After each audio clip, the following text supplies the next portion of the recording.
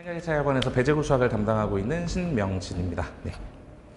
일단 사실 시기적으로 조금은 조심스러운 시기라서 저도 설명회를 할까 말까 준비를 하는 과정에서 고민을 조금 했었는데요. 그래도 필요한 정보를 전달해 드릴 수 있는 기회는 한번 만들어야겠다라는 생각 때문에 조금 시험이 코앞이라 저도 예민하고 어머님들도 아마 예민들 하시겠지만 조금 시간을 내달라 부탁을 좀 드렸습니다. 일단 시간이니까요. 다른 얘기 싹 다 빼고 꼭 필요한 내용들로만 좀 심플하게 진행을 좀 해보도록 할게요. 일단 네, 저고요. 네. 뭐 자세한 설명은 또 뭐 학원 홈페이지에도 양력이 올라가 있고 하니까 참고해 주시면 좋을 것 같고 뭐 간단하게 하나 정도만 얘기를 드리면 어쨌든 배제고 수학을 가르치는 단일 강사로는 제일 큰 규모의 수업을 진행하고 있기는 합니다. 근데 이제 사실 중요한 건 규모가 어떠냐 보다는 중요한 건 어떻게 수업하느냐가 될 것이기 때문에 일단 제가 주목하고 있는 부분들을 조금 같이 공유를 좀 드려보려고 해요. 사실 이제 이번 여름방학을 준비하면서 우리가 수학 입장에서 과목을 바라봤을 때, 수학이라는 과목을 바라봤을 때 제일 필요한 부분, 그리고 무엇을 진행해야 하는지, 그리고 바뀌어있는 입시체제 속에서는 어떤 것들에 중점을 두고 진행하는 게 좋을 것인지, 뭐 이런 것들이 아마 어머님들이 제일 궁금해하실 포인트가 될 것 같고요. 일단 제가 드리고 싶은 대답은 이번 여름방학에 대해서는 과목 자체로 따졌을 땐 공통수학 2와 대수에 집중하는 것, 이 두 가지 말고는 다른 의미 있는 수업은 존재하지 않는 것 같다라는 얘기를 먼저 좀 드릴게요. 그래서 일단 2학기 수학이 될 배제고 1 공수 2가 어떤 식으로 출제가 되었었는지에 대해서 간단하게 좀 정리를 하고 시작을 해볼게요. 혹시 글씨 잘 보이시나요? 네. 감사합니다.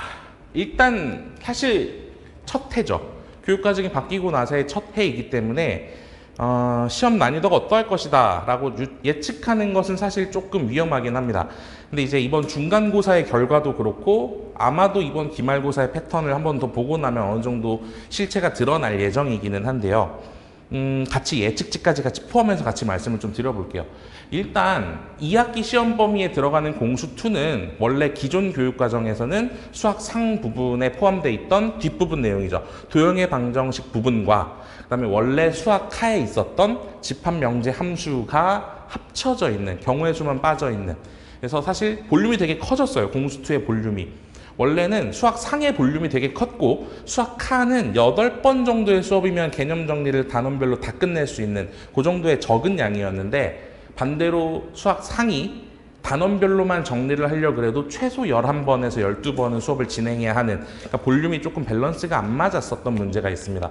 근데 이번에 지금 바뀌어있는 교육과정에서는 양쪽의 볼륨이 거의 비슷하게끔 맞아져 있기 때문에 이번 공수2 같은 경우도 도형의 방정식과 집합, 명제, 함수 이 4개의 파트로 구성되어 있고 볼륨의 양이 상당합니다. 그리고 조금 더 디테일하게 말씀드리면 정말 죄송한 얘기지만 공수 1보다 공수 2 준비가 조금 더 빡셀 거예요.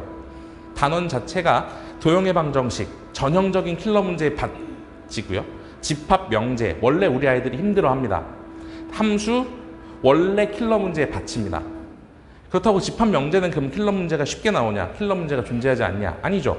개념 파트가 개념성이 강한 파트이니만큼 훨씬 더 킬러 문제가 출제되었을 때 아이들 입장에서는 실마리도 못 잡는 경우들이 훨씬 많았던 파트가 집합 명제 파트예요. 그래서 어떻게 보면 1학년 내신의 완성 부분은 공통수학 2에 달려있다라고 보셔도 무방합니다. 1학기 때 배웠던 수학상에 해당했던 그 공통수학 1 부분은 솔직히 말씀드리면 앞으로 잘 안 씁니다.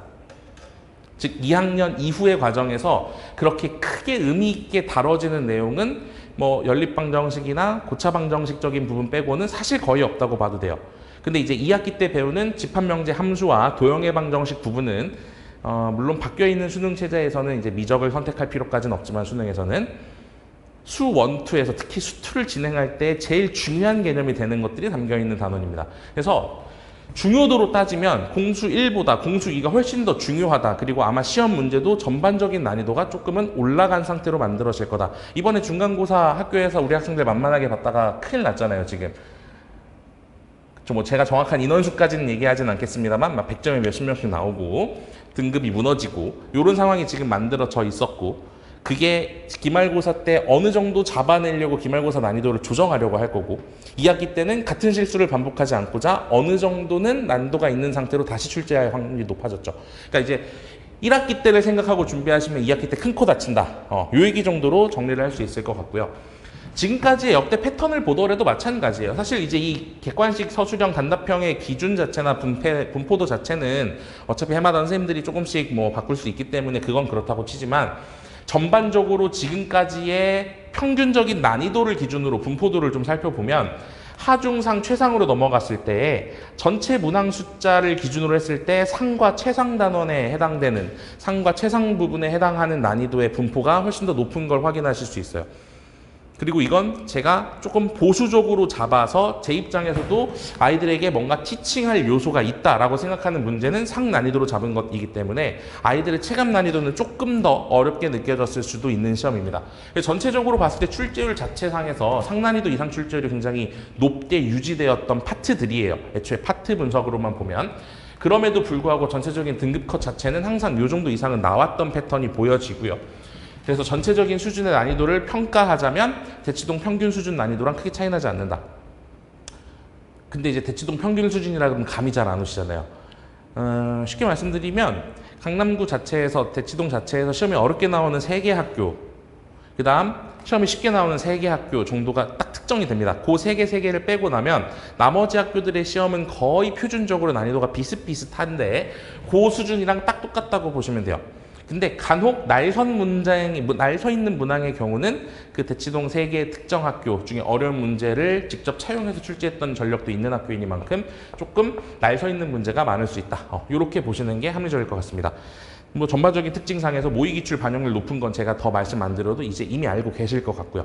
일단 요 정도로 이제 공수2의 출제 경향이 마무리가 될 것 같고요.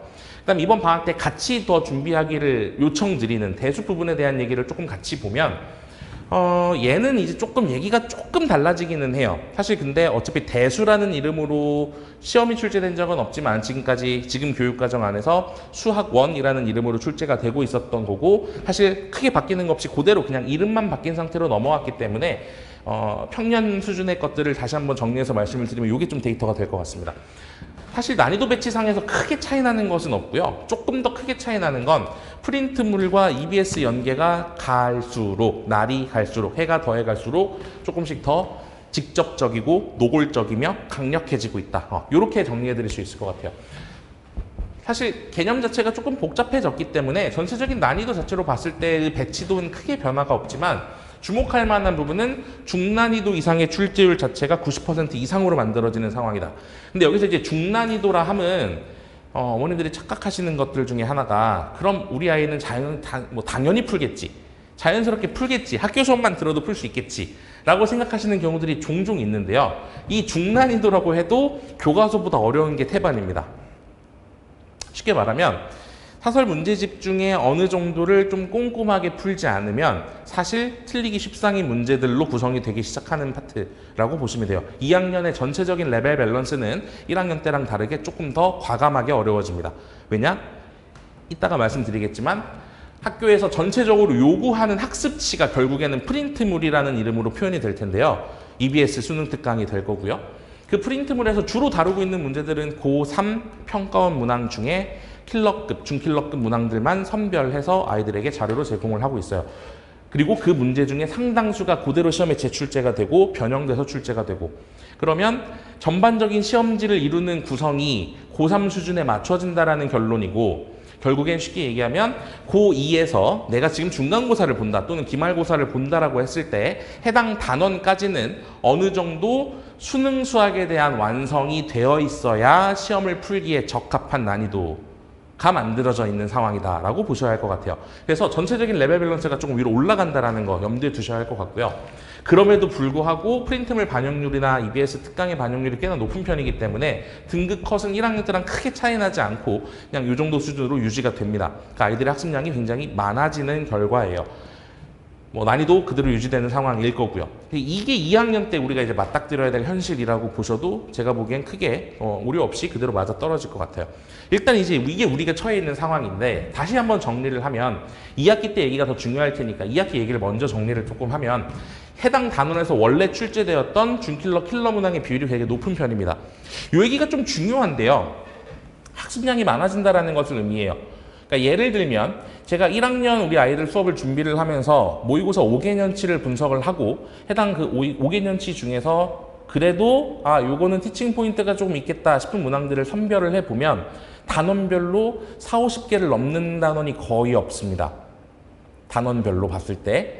근데 대단원별로 봤을 때도 마찬가지지만 이 2학기 파트는요.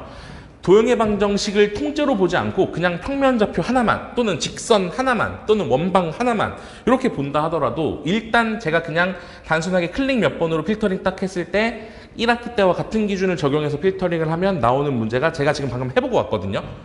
정확하게 180문항 정도씩 나옵니다. 일단 기본적으로 제가 선별해야 되는 문제의 숫자가 많아졌다는 건 수업 시간에 소개할 문제는 어느 정도 한정적이기 때문에 아이들이 추가적으로 백그라운드에서 학습해야 할 문항들이 많아진다는 것과 동일한 결론을 얻어요.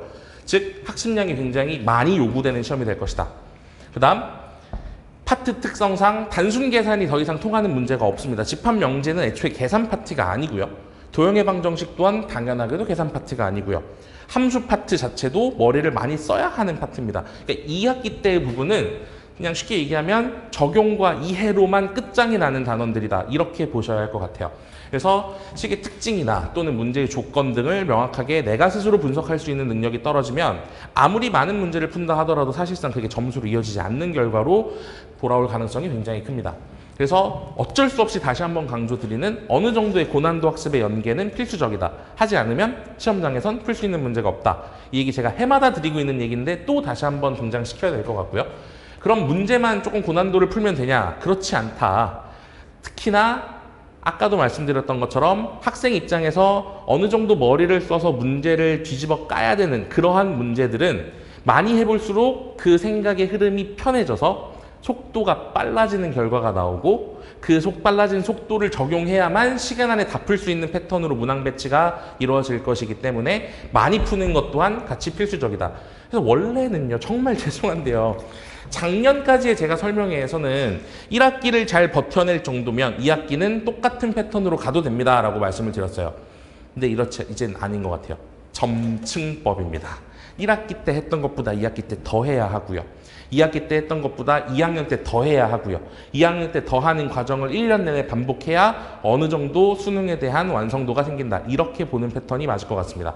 그래서 사실 조금 험난할 것 같다. 할 게 좀 많다. 이런 얘기를 같이 드릴 수 있겠다.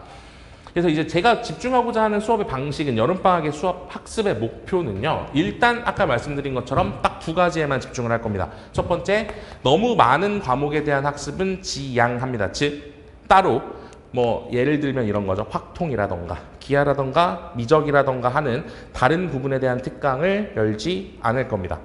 제가 집중하는 건 딱 2가지죠. 공수투와 대수. 사실 어느 정도 전체 학습의 밸런스로 보면 방학 중에 여름방학 중에 내가 전체 학습 시간을 뭐 이만큼 100을 가져간다라고 쳤을 때 그중에 50은 원래 수학에 쓰는 게 맞아요, 어머님들. 그렇지 않으면 결국에는 이 모자란 양을 학기 중에 채워놔야 되는 꼴이 되고 그러다 보면 과목 밸런스가 무너지면서 수학도 못 잡고 타과목도 못 잡아서 우리 아이들이 항상 하는 얘기가 이거죠. 요맘때쯤 딱 시험 전 일주일쯤 되면 쌤, 저 가장 빠르고 효과적으로 2단원을 복습하려면 뭘 해야 해요? 왜? 저 구멍이 너무 큰 것 같아요. 이 얘기가 항상 나오게 되는 거예요. 스스로 불안한 거죠. 학생들 입장에서도. 불안하니까 도움을 요청하는데 제가 방법을 제시해도 막상 또 집에 가서 앉아 있으면 이런 생각들을 하게 되는 겁니다. 일주일 남았는데 내가 수학에다가 이거 3시간 투자한다고 한 30문제 풀고 40문제 푼다고 내 수학 점수가 20점이 오를까? 30점이 오를까? 안 오를 것 같은데? 그 시간에 국어 할까? 영어 할까? 이런 얘기들을 하는 상황이 만들어집니다. 그 상황이 안 만들어져야 되는 거예요. 그러려면 방학 중에 밸런스가 굉장히 중요하다. 수학 학습에다가 반전도가 투자가 되고요. 나머지 반절로 국어와 영어, 그 다음에 나머지 탐구 과목 중에 필요한 것들의 일부가 들어가는 패턴이 가장 효과적이다. 사실 탐구도 굳이 볼 필요가 없다면 국어랑 영어에다가 25, 25로 집어넣고 수학에다가 50 집어넣는 게 가장 합리적이다. 이렇게 추천을 좀 드리고요. 그 50 집어넣는 수학의 양 중에서 공수2에다가 조금 더 많은 시간을 할애해야 되는 것은 너무나 당연합니다. 대수를 선행을 안 하신 분들일수록, 특히 우리 아이가 선행을 안 했다 그럴수록 이렇게 대수를 미리 좀 해놔야 되는 거 아닐까. 이번 여름방학 때 남들이 했다고 하는 대수와 미적까지 한번 볼 수 있으면 좋겠는데 뭐 전혀 아닙니다. 미리 봐봤자 우리 아이들 기억 못합니다.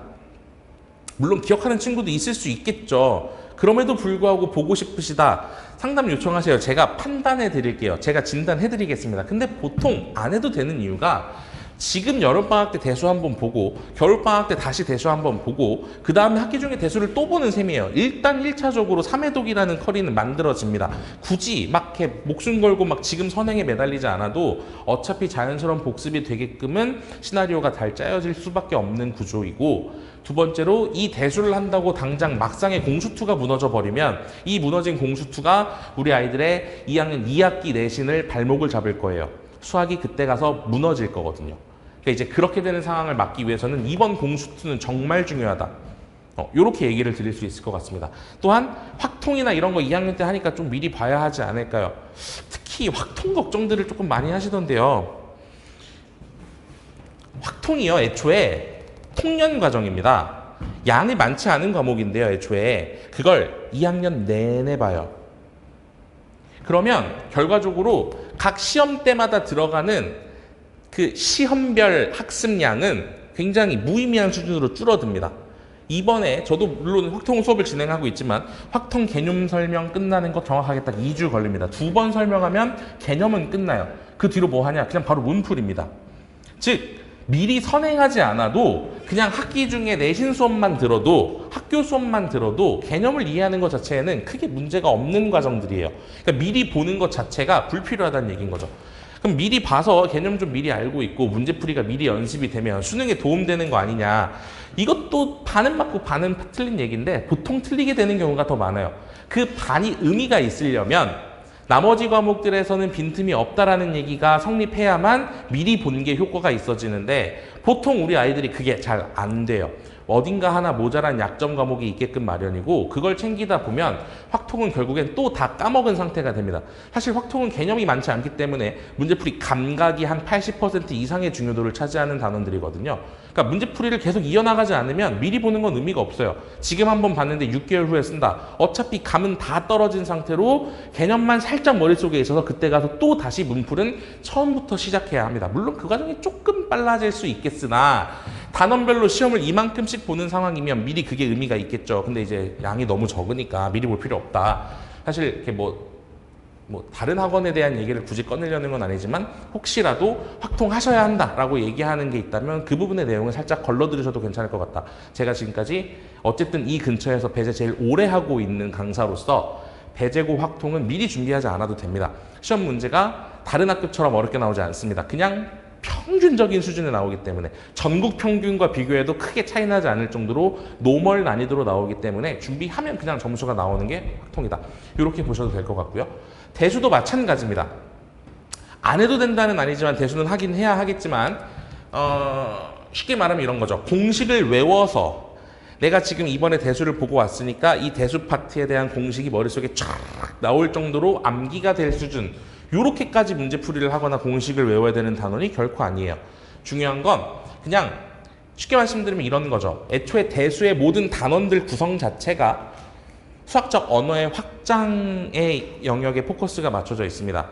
우리 아이들이 지금까지는 다항식과 딱 나눠 떨어지는 숫자들 그리고 그러한 식의 연산들만을 주로 다뤘다면 대수 파트에서 요구로 하는 건 야, 지수라는 수학적 언어가 있는데 말이야, 로그라는 언어가 있는데 말이야, 삼각함수라는 함수가 있단다, 수열이라는 게 있는데 이걸로 규칙을 좀 찾아볼까? 아이디어를 좀 생각해 볼래? 뭐 이런 것들을 묻는, 즉 그래서 우리 아이가 지금까지 쓰고 있었던 수학적 언어가 확장되는 단원이 바로 대수라는 파트예요.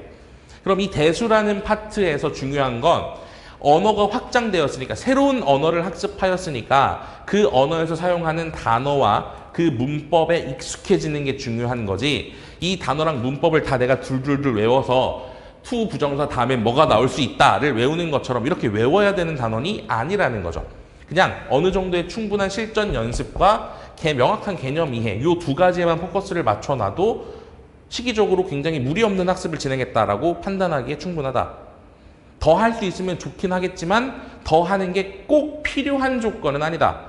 겨울방학 때 이어서 진행했을 때 그때 발목 잡히지 않을 정도의 선행 정도면 충분하다. 이렇게 얘기 드릴 수 있을 것 같고, 이렇게 힘 빼서 만들어진 나머지 모든 총량을 전부 다 공수투에다 때려 박아서 이 공수투를 최대한 튼튼하고 최대한 단단하게 만들어 놓는 게 제일 중요하다.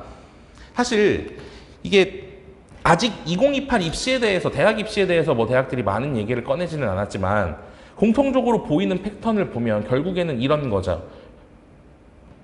대학별 고사가 부활할 수도 있다. 내신에 대한 중요도가 상대적으로 떨어진다. 수능도 마찬가지가 될 확률이 크다.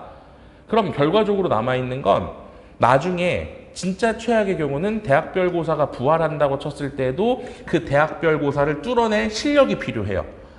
남들과의 잣대에서 내신에서의 등수, 수능에서의 등수 물론 중요하겠지만 학교 특성에 따라서 학교에서의 등수는 학생마다 같은 실력의 학생이어도 너무나 많은 편차를 가집니다. 그걸 대학들이 바보가 아닌 이상 모르지 않아요. 그럼 수능이라는 걸로 1차적으로 거르려고 할 텐데 수능 또한 문과와 이과의 구분이 완벽하게 사라졌기 때문에 이걸 가지고 계열 특성에 맞는 훌륭한 학생을 선별하고자 노력하는 것에 오류가 있을 수밖에 없습니다. 대학 입장에선 수능만 믿을 수 없는 상황이 반복되는 거예요. 그러면 뭔가 대책이 나오긴 할 텐데 그 대책이 뭐가 될지는 모르겠으나 실력적인 부분에서 완벽하게 준비가 되어 있다면 걱정할 게 따로 없겠죠. 그러니까 그걸 만들어 놓는 게 목표인 거고, 그래서 각 단원별 시스템에 각 내가 이번에 겪어야 되는 단원 구성에 집중해서 이번 내신이 공수야 그럼 공수에 집중하고, 뭐 대수야 그럼 대수에 집중하고, 이렇게 집중해 나가면서 다시 오지 않는 시간의 밀도를 높여가는 것이 제일 중요하다. 이렇게 말씀드릴 수 있을 것 같아요. 일단 그래서 방학 중 수업 목표는 저는 이제 이렇게 설정을 한 상황입니다. 뭐 기본적인 수업의 프로세스나 이런 것들은 대충은 알고 계시겠지만 다시 한번 그냥 간단하게만 말씀을 드리면, 본 수업 구조와 마스터 클래스 두 개가 이제 병행하는 구조로 만들어져 있고요. 뭐 크게 보면 큰 섹션에서 보면 마스터 클래스라는 섹션이 하나 있고 잠깐의 인터미션이 있고, 그 다음에 이제 메인 수업과 레벨업 클래스라는 식으로 크게 보면 인터미션을 제외하고 나면 큰 세 개의 섹션으로 구별이 되게 되는데, 일단 현장에서 진행하게 됐을 때는 1번과 3번에 해당하는 마스터 클래스와 메인 수업, 요게 지금 이제 크게 보면 두 개의 섹션으로 매 수업마다 진행이 된다고 보면 되고, 이 레벨업 클래스 같은 경우는 필요에 따라서 학생별로 편차가 좀 있다. 불러내는 날짜가 좀 달라지거나 너는 이건 굳이 안 와도 되겠다라고 판단하거나, 요건 말 그대로 보충 수업 같은 개념으로서의 섹션이다. 그러면 그 수업 구성이 어떻게 진행되느냐, 예를 들어 첫 번째 기본반과 정규반이라고 하게 되면 메인 수업을 먼저 진행을 하고, 보통 수업 시간이 이제 저희가 10분씩 땡겨져 가지고요, 조금 10시에 맞추는 걸 목표로 해서 4시 20분에 시작을 해서 끝나는 시간 자체는 9시 50분까지입니다. 이 전체 프로세스가 진행될 때까지 그 정도 시간이 소요가 되는데, 그걸 딱 반띵해서 그 반절의 앞 시간이 메인 수업 시간이고요. 그 중간 잠깐 인터미션을 좀 갖고 그 다음에 후반부 섹션으로 이어진다. 이렇게 보시면 될 것 같은데, 4시 20분부터 보통 7시 어간 정도까지, 그때까지가 섹션 1입니다. 메인 수업을 진행을 하고요. 아이들에게 인터미션을 보통 20분에서 25분, 뭐 진도가 조금 빨리 끝났다 그럴 때만 30분, 보통 25분쯤 나가는 것 같아요. 그럼 이제 이 25분의 인터미션 동안에 아이들이 화장실 다녀오거나 편의점을 다녀오거나, 보통 이제 학교 끝나고 바로 오는 케이스가 많기 때문에 뭘 좀 먹여야 합니다. 안 먹으면 배고프다고 성하기 때문에 이제 그거 할 시간 잠깐 주고, 그 다음에 다시 7시 반 정도부터 9시 50분까지 후반부 2교시가 마스터 클래스라는 섹션으로 진행이 돼요.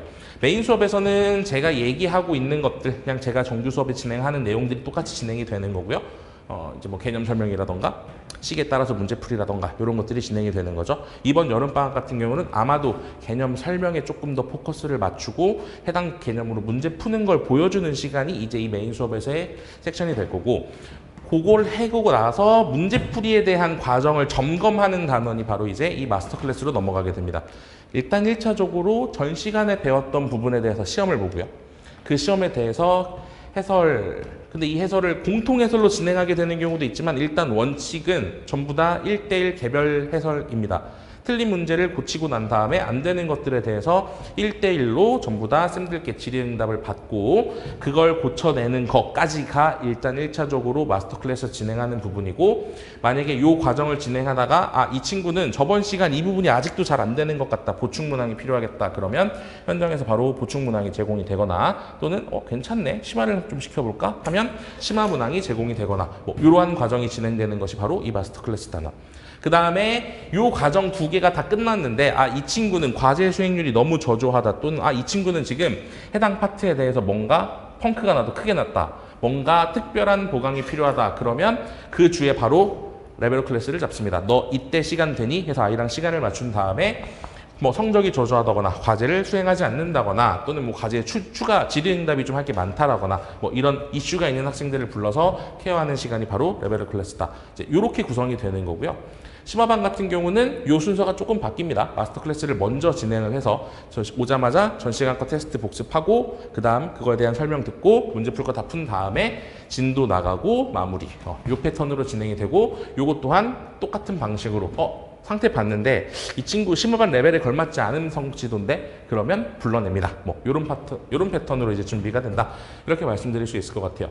궁금해 하시는 게 수업 어떻게 하는지는 알겠는데 그 마스터 클래스 정확하게 어떻게 운영되느냐라고 질문하시는 분들이 많아서 조금 더 추가 설명을 드리면, 방금 보신 것처럼 메인 수업의 앞뒤에 집중적으로 운영이 되는 거고요. 이때 이제 저는 다른 반에서 정규 수업을 진행하고 있기 때문에 이 과정 자체를 부담임쌤이 진행을 하십니다. 근데 이제 부담임쌤이 그냥 아무나 와서 그냥 진행하는 그런 개념이 아니고, 애초에 수학교육을 전공하신 부담임쌤이 저랑 같이 팀을 이뤄서, 그리고 제가 가르쳤던, 그래서 저랑 같이 3년을 보내고 졸업한 제자들이 멘토로 참여를 해서 그 쌤들과 그 제자들이 같이 동시간대에 들어가서 이제 1대1 질문을 받는 형식으로 진행이 돼요. 근데 생각보다 요 제자들에 대한 반응이 되게 좋습니다. 아이들 입장에서는 이제 내가 2년을 이렇게 공부를 하면, 3년을 이렇게 공부를 하면 내가 저런 상황이 되는 거구나, 이제 이런 느낌으로 아이들에게 현실적인 동기부여 역할을 하게 되는 친구들도 꽤나 많고요. 조금 이따가 이제 설명의 말미에 다시 한번 언급을 드리겠지만, 학벌이 좋으니까 멘토를 하고 있겠죠. 그러다 보니 아이들 입장에서도 궁금한 게 되게 많아요. 그러니까 저한테 질문하기 좀 어려운 것들을 이 시간에 피드백 주고 받으면서, 쌤 근데요, 쌤은 국어 어떻게 했어요? 영어 어떻게 했어요? 이런 것들도 굉장히 많이 묻더라고요. 이제 이런 식으로 멘토링까지 같이 이루어질 수 있는 구조가 되는 것 같아서 저는 개인적으로는 굉장히 만족하면서 진행하고 있는 그런 프로세스라고 볼 수 있을 것 같습니다. 아까 말씀드렸던 것처럼 이제 전 시간 테스트 또는 시험이 코앞이다, 그럴 때는 이제 타학교 기출부터 시작해서의 그런 기출 테스트와 해설이 진행되고, 개인별 첨삭 및 과제 점검, 그 다음에 개인별 과제 피드백 등이 이루어지는 시간이라고 보시면 될 것 같아요. 사실 이 과정 자체를 다른 요일로 따로 빼서 진행을 하는 것도 가능은 합니다. 예를 들어 이제 정규반을 가정해 보면 4시 20분부터 한 7시 여간까지가 메인 수업 시간인데 요 시간은 참석이 가능한데 내가 그 뒤에 7시 반부터 타학원 일정이 있습니다. 또는 영어가 이때밖에 안 됩니다. 국어가 이때밖에 안 됩니다. 이런 상황들이 있는 친구들이 좀 있어요. 또는 이번 주는 쌤 가족들 일정이 좀 있어가지고 이때 수업을 못 들을 것 같은데요. 그러면 걱정하지 않으셔도 되는 게 요 일정만 톡 떼서 다른 요일에 갖다 붙여도 상관이 없습니다. 어차피 저희 조교들은 항상 풀대기를 하고 있기 때문에 요 과정 자체가 퉁 떨어져서 다른 요일로 넘어갔을 때도 크게 문제가 없다. 그러니까 시간표상에서 긴 시간이 할애가 되기를 요청드리는 건 맞으나 이 부분을, 후반부 부분을, 심화반이라면 전반부 부분을 다른 요일로 빼서 이동해서 진행하는 것도 가능하니까 크게 시간 자체 크게 구애받지는 않아 주셔도 된다. 대신 꼭 필요한 수업 시간은 이제 기본 정규반 같은 경우는 4시 20분부터 7시 반까지 그때 정도, 그다음에 심화반 같은 경우라면 7시 반부터 10시까지 그 시간대는 꼭 좀 지켜달라, 이런 얘기를 드릴 수 있을 것 같고요. 기본반과 정규반의 차이점에 대해서도 질문하시는 분들이 있어 다시 한번 정리를 좀 드릴게요. 기본반 같은 경우는 원래 정규반 프로세스에 토요일 오전에 위클리 클래스가 한 번이 추가되는 결합된 형태가 바로 기본반의 포지션입니다. 그러니까 쉽게 말씀드리면 이런 거죠. 근본적으로 수업 내용이 다르진 않습니다. 대신 기본반의 경우는 정규반의 과정을 혼자 힘으로 온전히 소화해내는 것이 조금 힘든 학생들을 위해서 떠먹여주는 시간이 포함된 시간이라고 생각하시면 이해가 편할 것 같아요. 한 주 동안 해야 되는 거를 미리 선행도 좀 하고요. 이미 진행했던 거에 대해서 복습도 하고요. 이 두 가지를 부담이 셈하고 같이 소규모로 미리 한번 다 해보는 겁니다. 제가 예를 들어서 수업 시간에 A라는 내용을 가르칠 거다. 이미 B라는 건 설명을 했다. 그러면 그 주 토요일에 와서는 A를 할 거니까 A에 대해서 맛도 미리 한번 보고 B를 했는데 뭔 소리인지 이해가 안 갔던 게 있다거나 문제가 잘 안 풀리는 게 있다 그러면 그걸 바로 그 주에 한 번 더 복습도 해보고, 그러니까 바로 체화와 선행을 동시에 같이 진행하는 프로세스. 요게 끼워져 있는 게 이제 기본반 개념이라고 생각하시면 되고요. 사실 이제 기본반이라는 말 때문에 이렇게 못하는 친구들이 하는 거구나라고들 오해들을 하시는데, 사실 못하는 친구가 하는 게 아니라 스스로 자기주도 학습이 안 되는 친구들한테도 추천을 드리는 코스예요. 오면 강제로 하게 만들고 있기 때문에 거의 모든 내용이 판서가 없이 옆에 끼고 유도해 가면서 진행을 하다 보니까 쉽게 말씀드리면 혼자 공부를 잘 안 하는데 복습도 했으면 좋겠고 예습도 좀 했으면 좋겠는데 얘가 이걸 시켰더니 절대 안 하네. 근데 토요일 아침에 맨날 12시, 1시까지 낮잠 자고 점심에 일어나가지고 이제 점심 먹고 학원 가는 게 항상 일상이네. 그래서 보내시는 어머님들도 계십니다. 그러면 아침에 불러서 수업은 해야 되니까 아이가 나오기는 하겠죠. 학원을 이렇게 안 간다고 반역을 저지를 정도의 깡이 없다면 어쩔 수 없이 일어나서 오긴 옵니다. 온 다음에 영어쌤하고 같이 해당 내용들을 진행을 하고, 그리고 나면 앞뒤 수업에 대한 이해도가 훨씬 올라갈 테니까 이제 효율이 훨씬 높아지는 거죠. 문제풀이 과정도 편해지고, 요걸 목적으로 보내시는 어머님들도 계시다 라는 거 추가적으로 설명을 좀 드릴게요.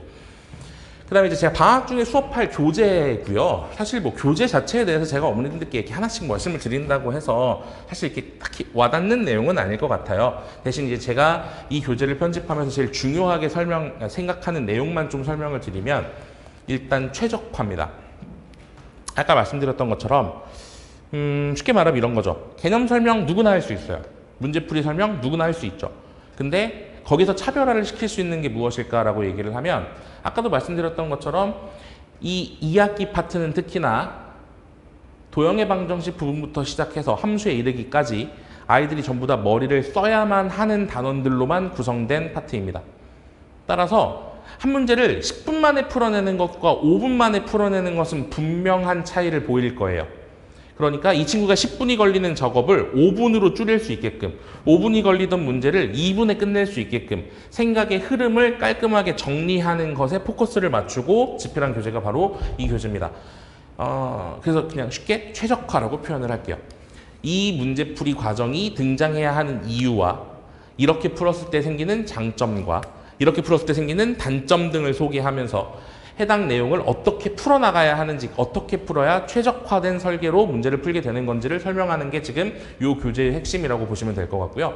당연히 필요한 모든 개념 다 들어가 있고, 실제로 아이들이 겪어야 할 모의고사 기출부터 학교 기출 문항들도 같이 소개를 하고, 핵심 스킬과 아이디어들도 1차적으로 정리하는 수업이 바로 이 교재를 통해서 진행이 될 예정입니다. 쉽게 말하면 방학 중 수업에 특화해서 만들었다라고 생각하시면 될 것 같고요. 그 다음에 이제 보실 거는 이 내신 대비 교재 2권이죠. 사실 이미 수강 중인 학생이시라면 또는 수강 중인 학생의 부모님이시라면 이미 알고 계실 거고, 사실 이제 제가 교재를 자랑하는 것을 그닥 좋아하지는 않아요. 사실 어머님들이 별로 이렇게 관심도가 떨어지시는 부분이기도 하고, 근데 요거는 자랑할 만해서 자랑을 조금 하면 실제로 제 교재 때문에 시험 문제가 바뀐 적도 있습니다. 지금 이렇게 교재 한 권을 이렇게 아이들이 학교에서 풀고 있는데 이제 제목이 조금 자극적이죠. 학교 쌤들 입장에서는 지가 뭔데 배제의 정석이래 이러면서 교재가 참 독특하네 그러고 가져가서 보시더니 시험 문제를 다시 내야겠다라고 얘기하고 실제로 시험 문제를 바꾸신 케이스도 있었습니다. 그러니까 이제 나름 적중을 목표로 만들어낸 문제집이 바로 이 배제의 정석이라는 교재고요. 반대로 적중과는 별개로 현재적으로 우리 아이들에게 필요한 수학적 개념에 대한 접근법, 그 다음에 아이디어, 그 다음에 행동 영역의 최적화, 뭐 이런 연습을 시켜내기 위해서 만들어낸 교재가 만만치 않을 걸과 만반의 준비. 각 심화 정규가 교재가 조금 다르기는 한데 이제 이 두 가지 투트랙 구조로 문제풀이 수업이 이루어진다라고 보시면 될 것 같아요. 시험에 나올 거 연습하는 단원도 있고, 시험에 나올지 안 나올지는 모르겠으나 이 단원을 학습했다면 이건 알아야지 라고 생각하는 부분들에 대해서 언급하는 교재, 이 두 트랙이 같이 진행이 된다. 이렇게 시험 대비 수업에 대해서도 간단하게 교재 설명을 좀 드릴 수 있을 것 같습니다. 그다음에 나머지는 사실 남들 다 하는 얘기일 것 같습니다. 뭐 관리에 대한 얘기, 그다음에 아이들에게 어떤 과제가 나가는지, 공통과제 나가고 수준별 과제 나가고 개인별 과제 나갑니다. 과제 양이 그래서 종류가 조금 다양해요. 공통과제는 진도 나간 것에 맞춘 과제가 될 거고요. 수준별 과제는 이제 정규냐 심화냐, 그 다음에 그 정규나 심화 각각의 안쪽에서도 어떤 레벨을 보이고 있느냐에 따라서 워크북이 조금 다르게 책정돼서 나간다. 그 다음에 당연히 나간 숙제가 다르니까 오답 또한 개인별로 따로 나간다. 뭐 이런 부분이 정리가 될 것 같고요. 학생별로 데이터를 계속 추적 관리를 해서 어떤 유형을 계속 틀리고 있는지 또는 맞다 틀리다를 반복하고 있는지, 시험 급하면 당연히 안 되고 있는 것부터 일단 되게 만들어서 시험장에 넣어야 되겠죠. 이제 그런 부분에서 데이터 관리를 조금 철저히 진행을 하고 있다는 거 같이 말씀드리고, 그 다음 카카오톡 채널 통해서도 온라인 질의응답, 생각보다 아이들이 이거 굉장히 많이 씁니다. 어머님들께서는 별로 모르실 수 있는데 아이들이 이 부분에서 답을 얻어가는 경우들이 굉장히 많아요. 왜냐면 보통 질문이 들어오는 시간이 12시에서 1시, 늦으면 2시. 그러니까 막 숙제를 하다가 이게 안 되는데 답지를 봐도 이해가 안 가는 거죠. 근데 난 지금 당장 이걸 이해를 해야 되겠고, 답지를 봤는데 이해가 안 되는 이 부분 때문에 이 문제를 별표로 치기엔 너무 아깝고, 그리고 원래 궁금할 때 바로 답을 들어야 임팩트가 큽니다. 다음날 가면 질문했었어야지 자체를 까먹는 친구들도 있고요. 질문을 했는데 내가 이것 때문에 질문을 했었나? 라고 벙찌는 친구들도 있고요. 어차피 다음날로 이뤄지지 않는 게, 그러니까 넘어가지 않게끔 해결하는 게 제일 베스트이기 때문에 보통 저희 쌤들이, 뭐 저는 이제 제가 워낙 늦게 자는 편이라 제가 새벽에 질문을 받았었는데, 그 부담임 쌤도 만만치 않게 야행성이셔가지고 새벽 3시에 제가 이렇게 답을 쓰고 있었는데 부담임 쌤이 갑자기 틱 하고 먼저 답이 올라가기도 하고, 그래서 서로 답변 경쟁하고 있기도 하고 뭐 이렇습니다. 그래서 아이들이 새벽까지 질문하면 그 질문까지 전부 다 그날 중에 해결하고 있다. 그 다음 유튜브 통해서 당연히 고화질 복습 영상 계속 제공이 되고 있고요. 원하든 원치 않든 내보냅니다. 그리고 요즘은 조금 더 업그레이드를 해서 교재에 전부 다 문항마다 QR을 박았어요. 그래서 아이들이 굳이 풀세트 영상을 다 보지 않고 그냥 QR만 갖다 대면 해당 파트의 문항 또는 해당 파트의 설명 자체를 발췌식으로 한 5분, 10분짜리 짧은 영상으로도 볼 수 있게끔 전부 다 교재에다가 신경을 써서 교재를 구성을 조금 바꿨습니다. 그래서 생각보다 호평을 굉장히 받고 있는, 아이들 입장에서 훨씬 편해졌다. 이제 이렇게 얘기하고 있는 상황이고요. 그 다음 어머님들께도 매번 수업 일지 보내드리면서 과제 수행률이라던가 특이사항들 매번 보고 드리고 있고, 아이들이 수강 후기를 뭐 요렇게 저렇게 남기는데 이 부분은 제가 민망하니까 그냥 간단하게만 보여드릴게요. 일단 자료에 대한 호평이 굉장히 많았었고요. 그 다음에 커리큘럼, 이 커리큘럼 자체는 제가 설명이 조금 필요할 것 같은데, 사실 아이들이 제일 많이 해야 되는 건 결국에는 복습일 거예요. 수학학습의 입장에서는. 근데 이 복습이라는 걸 아이가 스스로 주도적으로 하는 친구를 제가 지금까지 딱 3명 봤습니다. 10년이 넘게 수업을 하면서. 보통 잘 안 해요. 주도적 복습이라는 걸 진행하는 친구는 해마다 한 명 있을까 말까입니다. 그러면 복습을 안 시켜도 되느냐? 당연히 그럼 효과가 없죠. 그래서 제가 알아서 복습이 되게끔 구조를 짭니다. 이때 했던 문제인데 1차로 이때 여름방학 때 한번 보여주고, 학기 초에 이때 한번 다시 보여주고, 문제풀이 할 때 이때 2번 써야겠다. 그래서 애초에 요때는 요 문제를 낸다라고 제가 타임라인을 만들면 문항들을 타임라인에 맞춰서 일단 1차적으로 선배치한 문항들이 있어요. 꼭 필요한 문항들이고 이거 모르면 안 돼라는 문항들은 자기가 원하건 원하지 않건 과정을 진행해 나가면서 자연스럽게 복습이 되게끔 커리를 짭니다. 사실 다른 쌤들의 커리와 조금 차이나는 가장 큰 부분이 바로 이 부분일 것 같아요. 필요한 문제를 미리 시기별로 소팅을 해놓고 요 시기에 이 문제는 꼭 풀려. 이걸 포함하여 과제를 만들어내는 방식으로 커리큘럼 조정을 합니다. 그래서 사실 저는 되게 신경을 많이 쓰는 작업인데 아이들이 직접적으로 느끼기엔 쉽지 않은데 이 부분을 딱 꼬집었던 친구가 있어요. 이 친구 실제로 연대 갔는데 이 친구가 나중에 수강 후기에다가 적었던 게 신경 쓰지 않아도 중요한 건 알아서 복습시켜줌, 요렇게 썼더라고요. 무슨 의미냐라고 물어봤더니 이 문제 여름방학 때도 받고 학기 중에도 받고 시험 전에도 한번 또 봤다. 근데 첫 번째 수업을 들을 때 학기에는 그냥 뭐 우연이겠지라고 생각했는데 그게 다음번 학기에도 똑같더라. 그래서 그럼 내가 굳이 짜잘구레 한 건 복습하지 않아도 되겠네? 라는 생각을 얻게 돼서 그냥 자료를 신뢰했다. 이렇게 얘기하더라고요. 그래서 네가 그걸 느꼈단 말이야? 그랬더니 쌤 저 연대예요. 이러더라고요. 그래서 이제 이런 얘기 좀 드릴 수 있을 것 같고, 그 다음에 관리 자체에 대해서도 호평이 되게 많았었고, 그 다음 질문 시스템에 대해서도 좋다는 평가가 되게 많은 편이고, 뭐 수업이 재밌다, 그 다음에 강의력이 좋다, 뭐 이런 얘기들 계속 꾸준히 나오고 있는 얘기들이고요. 제가 제 입으로 얘기하면 좀 민망하니까 이제 넘어갑니다. 그 다음에 이제 진정성, 사실 요즘 잔소리를 일부러 좀 줄이려고는 하고 있는데요. 그래도 필요할 때는 제가 잔소리를 안 할 수가 없는 성격이어가지고요. 그러니까 제가 제일 싫어하는, 그러니까 제가 제일 극혐하는 게, 그러니까 저한테 용돈 주러 학원 오는 친구들이 간혹 있어요.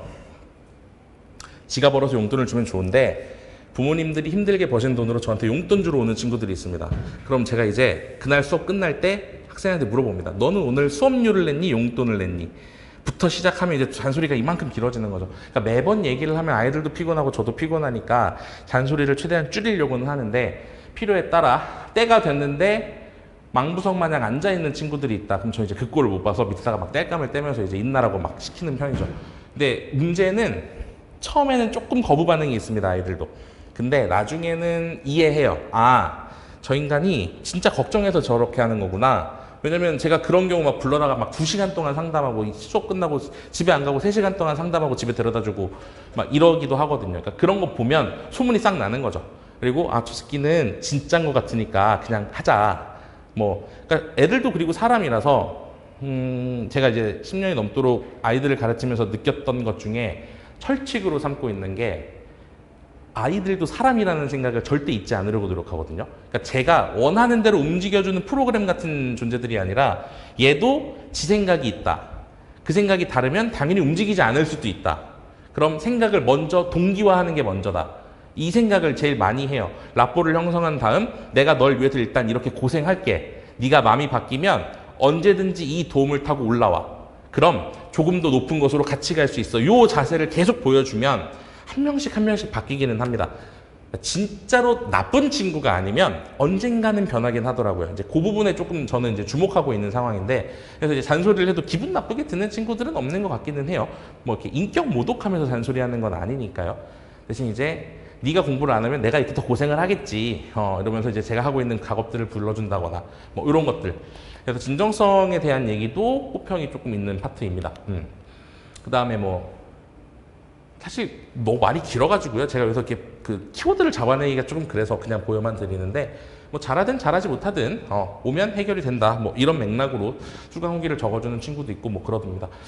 일단 여름방학의 수업에 대해서 총정리를 조금 하면, 이제 아까 말씀드린 것처럼 공통수학 2라는 과정과 대수라는 과정, 이렇게 2트랙으로 진행이 될 예정이고요. 공통수학 2 같은 경우는 아까 말씀드렸던 것처럼 양이 조금 많아졌죠. 그래서 정말 아쉽게도 아이들에게 휴강 기간을 좀 길게 주기는 힘들 것 같아요. 우리 아이들이 수, 목, 금, 월화하고 시험 끝나고 나면 바로 그냥 그 주 일요일에 개강하겠습니다. 사실 원래 패턴대로면 그 주 일요일까지 쉬고 그 다음 주 정도에 개강하는 것이 보편적인 학원들에서 취하는 일정인데요. 그랬더니 제 기준 커리에서 하루가 딱 모자라요. 여름방학 끝날 때까지. 안 끝난다는 거죠, 해야 할 게. 그래서 미안하다, 그냥 하자. 그랬더니 얘기 살짝 제가 수업 시간에도 했더니 아이들이 이제 안 나올 거다고 막 끙찡거리긴 하던데, 뭐 맛있는 거 사주겠다고 부르면 다 오니까요. 그래서 7월 13일 날 일요일에 개강을 해서 여름방학 끝날 때까지 이제 그렇게 패턴 만들어질 것 같고요.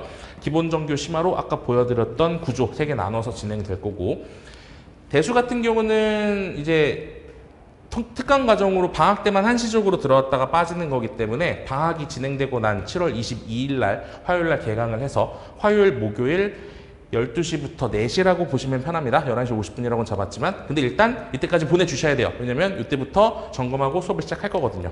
그래서 12시 4시 타임, 요 타이밍에 화목 주 2회 코스로 이제 8번에 걸쳐서 대수 부분을 정리를 해낼 예정입니다. 일단 전반적인 스케줄표는 이러하고요. 이 친구가 원래는 안 넣었었던 슬라이드인데요. 이제 이 친구가 이렇게 조교로 지금도 근무를 같이 하고 있는데, 자기 거 다시 한번 자랑해달라고 해서, 네. 그 서울대를 합격을 하고 지금 아이들과 같이 멘토링을 하고 있는 친구입니다. 지금 우리 1학년 친구들도 이 친구하고 지금 아까 말씀드렸던 마스터 클래스를 같이 진행을 하고 있고요. 수업 시간 중에도 계속 뭐 이런 얘기들을 하나 봐요. 왜냐면 얘가 심심치 않게 과잠을 입고 나타납니다. 요즘 여름이라 안 나타나긴 하는데, 이제 입고 오면 당연히 눈에 띌 수밖에 없죠. 뭐 이런 후기 적었었던 친구인데, 네, 다시 한번 자랑해 달라고 해서 다시 한번 보여드립니다. 중요한 건 결국엔 이런 것 같아요. 이 친구에게 제가 이번에 물어봤어요. 너는 네가 생각하기에 이번 여름방학, 1학년 여름방학 때, 그리고 각 방학 때 제일 중요한 게 뭐였던 것 같냐? 뭘 해야 될 것 같냐? 그랬더니 자기가 동생이 한 명 실제로 있습니다. 그 동생도 지금 학원을 다니고 있는데, 제가 수업을 하고 있는데, 이번에도 동생한테 잔소리를 했던 게, 다른 과목 다 필요 없으니까 수학만 해라. 수학이 되어 있으면 나중에 무조건 편하다. 근데 그걸 못 믿어서 다른 과목도 같이 챙기려고 하다 보니까 결국 나중에 다 무너지더라. 자기가 한 방에 대학을 성공할 수 있었던 가장 큰 이유는 수학이 큰 고민이 아니었기 때문. 결국에는 모든 친구들에게 다 똑같은 거 아닐까요? 라는 얘기를 하더라고요. 그래서 네 생각도 그러하다면 내가 틀리진 않은 것 같다라고 생각을 다시 한번 이제 확신을 갖게 된. 그래서 방학 중에 학습에서 누가 뭐라 그래도 제일 중요한 건 결국엔 수학일 겁니다. 그 수학의 밸런스가 무너지지 않게끔 좀 챙겨주시고, 그리고 그 중에서도 선행이라는 테마에 너무 목매달지 않고 이번 여름방학 이후에 있을 공수2에 조금 더 집중하는 여름방학을 보낼 수 있게끔 커리를 짜주시면 우리 아이들도 좋은 성적 만들어내는데 더 큰 도움 받지 않을까, 이런 생각이 듭니다. 일단 이 정도 얘기 드리면서 이제 설명회는 마무리를 좀 하도록 하고요.